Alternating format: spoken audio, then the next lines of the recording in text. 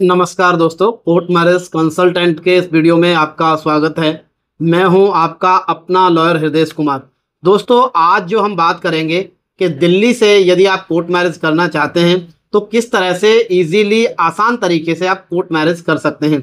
साथ साथ ऐसे कपल जो परिवार की मर्जी के खिलाफ जाकर के यदि कोर्ट मैरिज कर रहे हैं तो कई बार कपल्स का ये रहता है कि वो चाहते हैं कि परिवार को किसी तरह का कोई नोटिस नहीं जाना चाहिए, या जो कोर्ट मैरिज हमारी हो रही है वो विदाउट नोटिस हो, बिना पुलिस के वेरिफिकेशन के हो, किसी तरह की कोई इन्फॉर्मेशन फैमिली को न पहुंचे और फैमिली विटनेस के बिना मैरिज हो। पर इस तरह के क्वेश्चन आपके दिमाग में चल रहे होते हैं। आज जो हम बात करेंगे वो उसी संबंध में करेंगे कि मैरिज के कौन कौन से प्रोसीजर हैं और किस प्रोसीजर से यदि आप मैरिज करेंगे तो आप इजीली बहुत ही आसानी के साथ दिल्ली से कोर्ट मैरिज कर सकते हैं।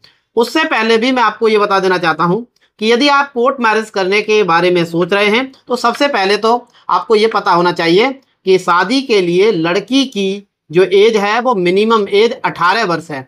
यानी लड़की ने 18 वर्ष कंप्लीट कर लिया हो।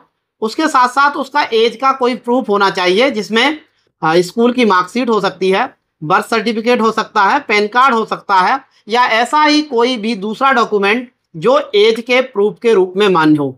साथ साथ एक एड्रेस का प्रूफ, जनरली आधार कार्ड बहुत इजीली मिल जाता है तो आप आधार कार्ड कैरी कर सकते हैं।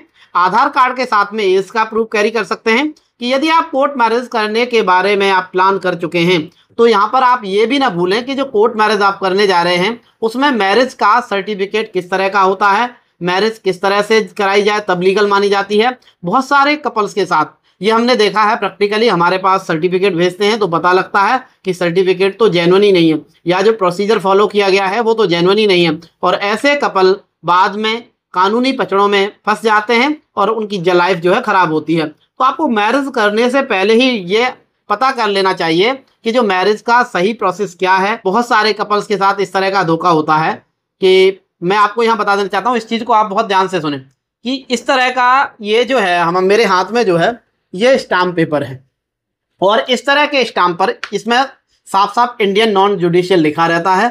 इस पर ई स्टाम्प है तो ई स्टाम्प भी लिखा हुआ है, और एक मैनुअल स्टाम्प जो रहता है वो इस तरह का होता है। इस पर भी आप देख रहे होंगे भारतीय गैर न्यायिक इंडियन नॉन जुडिशियल, ये साफ साफ लिखा हुआ है, इसकी पहचान है। बहुत सारे कपल ऐसे हैं जो वो ये भी नहीं जानते हैं कि स्टाम्प पेपर किस तरह का होता है। तो आप ध्यान से देखें, इस तरह के किसी डॉक्यूमेंट पर यदि आपकी मैरिज करा के आपको डीड टाइप करा के दी जा रही है तो वो लीगल मैरिज का सर्टिफिकेट नहीं है। या कोई दूसरा इस तरह का भी हो सकता है कि ऐसे A4 साइज पेपर पर कुछ लिखा करके वहाँ पर आपके साइन लेकर के और नोटरी की स्टाम्प लगा दी जाए, तो इस तरह की भी मैरिज लीगल नहीं होती है। ये मैरिज का लीगल प्रोसेस नहीं है। मैरिज करने के दो प्रोसेस हैं, एक तो है हिंदू मैरिज एक्ट 1955, दूसरा है स्पेशल मैरिज एक्ट 1954। तो यदि आप मान लीजिए स्पेशल मैरिज एक्ट से मैरिज करने के बारे में सोच रहे हैं तो उसमें किसी भी रिचुअल्स, किसी भी सेरेमनी की कोई आवश्यकता नहीं होती है। बिना सेरेमनी के आप डायरेक्ट एसडीएम कोर्ट में प्रेजेंट होकर के अपनी मैरिज को रजिस्टर करा सकते हैं। पर उसके लिए होता यह है कि आपको पहले एप्लीकेशन लगानी पड़ती है, उसके बाद 30 दिन का नोटिस पीरियड का टाइम होता है। स्पेशल मैरिज एक्ट के अंतर्गत जो नोटिस पब्लिश होता है वो मैंडेटरी होता है, 30 दिन का टाइम फिक्स होता है, उसे स्किप नहीं किया जा सकता है।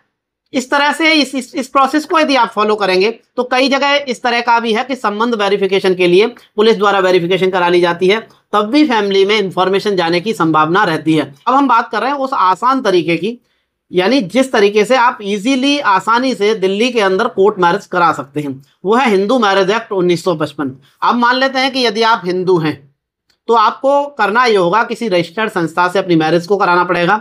वहाँ से उसका एक सर्टिफिकेट जारी किया जाएगा संस्थागत, उसके आधार पर आप एसडीएम कोर्ट में प्रेजेंट होंगे। हाँ, साथ साथ आप ये और क्लियर कर लीजिए, तो ये जो मैरिज होती है वो कोर्ट के अंदर नहीं होती है, ये एसडीएम कोर्ट से मैरिज होती है। हमेशा इस बात का ध्यान रखें, यानी दिल्ली में जो मैरिज कराने का अधिकार है वो एसडीएम के पास है, तो एसडीएम कोर्ट से मैरिज होती है। बहुत सारे स्टेट्स में रजिस्ट्रार ऑफ मैरिज के द्वारा मैरिज कराई जाती है, कहीं कहीं डीएम को भी ये जिम्मेदारी दी गई है। तो जो सर्टिफिकेट रहता है वो गवर्नमेंट के पोर्टल पर ऑनलाइन चेक भी किया जा सकता है, और जो दिल्ली गवर्नमेंट का सर्टिफिकेट है वो मैं आपको एक बार दिखा देता हूं। इस तरह का दिल्ली गवर्नमेंट का सर्टिफिकेट होता है।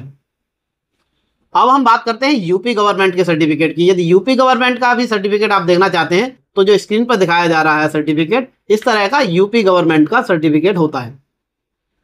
ये जो दोनों सर्टिफिकेट आपने देखे हैं, ये दोनों जेन्युइन सर्टिफिकेट हैं, लीगल सर्टिफिकेट हैं। ये पूरी तरह से आपकी मैरिज को लीगल करते हैं। अब हम बात कर रहे थे हिंदू में रिचुअल्स होते हैं, यदि इसके अलग, यदि आप दोनों मुस्लिम हैं तब भी आप इस प्रोसीजर से जा सकते हैं। उसमें आपको करना ये होगा, जी के द्वारा जो निकाह कराया जाएगा, निकाह कराने के बाद आपको निकाहनामा दिया जाएगा, यानी उसका रिकॉर्ड काजी जी भी मेंटेन करेंगे।